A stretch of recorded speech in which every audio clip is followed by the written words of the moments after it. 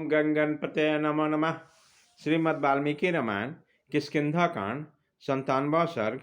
अंगद को संपत्ति के पर्वत के शिखर से नीचे उतारकर उन्हें जटायु के मारे जाने का वृत्तांत बताना और राम और सुग्रीव की मित्रता एवं बलिवध का प्रसंग सुनाकर अपने आमरण उपवास के कारण निवेदन करना।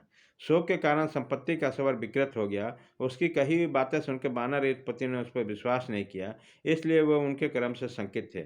आमरण उपवास के लिए बैठे उस वानर ने उसमें गिद्ध को देखकर यह भयंकर बात सोची, यह हम सबको खा ले तो नहीं जाएगा। अच्छा, हम सब लोग तो सब प्रकार से मरणांत उपवास का व्रत लेकर बैठे थे, यदि पक्षी हमें खा लेगा तो हमारा काम बन जाएगा, हमें शीघ्र ही सिद्धि प्राप्त हो जाएगी। फिर तो समस्त वानर उत्पत्तियों ने यही निश्चय किया कि इस समय गिद्ध को जो उस पर्वत शिखर उतारने के अंगद ने कहा। पहले एक प्रतापी वानर राज हो गए थे जिनके नाम ऋक्षरजा था। ऋक्षरजा मेरे पितामह लगते थे। उसके दो धर्मात्मा पुत्र थे, सुग्रीव और बाली। दोनों ही बड़े बलवान हुए। उनमें से राजा बाली मेरे पिता थे। संसार में अपने पराक्रम के कारण उनकी बड़ी ख्याति थी।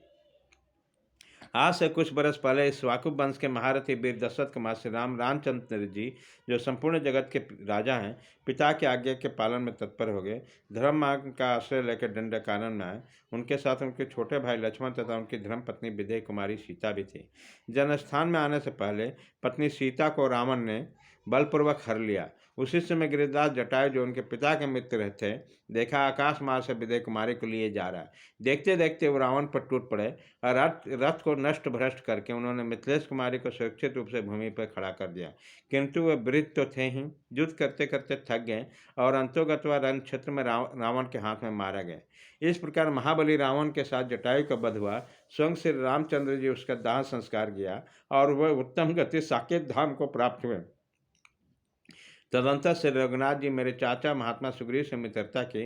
उनके कहने पे उन्होंने मेरे पिता का वध कर दिया। मेरे पिता ने मंत्रियों सहित सुग्रीव को राजा सुख से वंचित कर दिया। इसलिए रामचंद्र जी ने मेरे पिता बाली को मारकर सुग्रीव का अभिषेक करवाया। उन्होंने सुग्रीव को बाली के राज पर स्थापित किया। अब सुग्रीव बानरों के स्वामी हैं, मुख्य मुख्य बानरों का राजा है और इसलिए हमें सीता को खोज के लिए भेजा है। इस तरह श्री राम से प्रेरित होकर हम लोग इधर उधर विदेह कुमारी सीता को खोजते फिर रहे हैं, किंतु अब तक पता नहीं लगा। जैसे रात में सूर्य का प्रभा का दर्शन नहीं होता, उसी प्रकार हमें वन में जानकी का दर्शन नहीं हुआ। हम लोग अपने मन को एकाग्र करके दंडकारण्य में भली भांति खोज करते हुए अज्ञानवश पृथ्वी के एक खुले हुए बीवर में घुस गए। यह बीवर मयासुर की माया से निर्मित हुआ था। उसके खोजते खोजते हमारा 1 मास बीत गया, जिसे राजा सुग्रीव ने हमारे लौटने के लिए अवधि निश्चित किया था। इस कारण हम लोग कपिराज सुग्रीव के आज्ञाकारी हैं, किंतु उसके द्वारा नियत की गई अवधि को लांग गए। अतः उन्हीं के भय से हम यहाँ आमरण उपवास कर रहे हैं।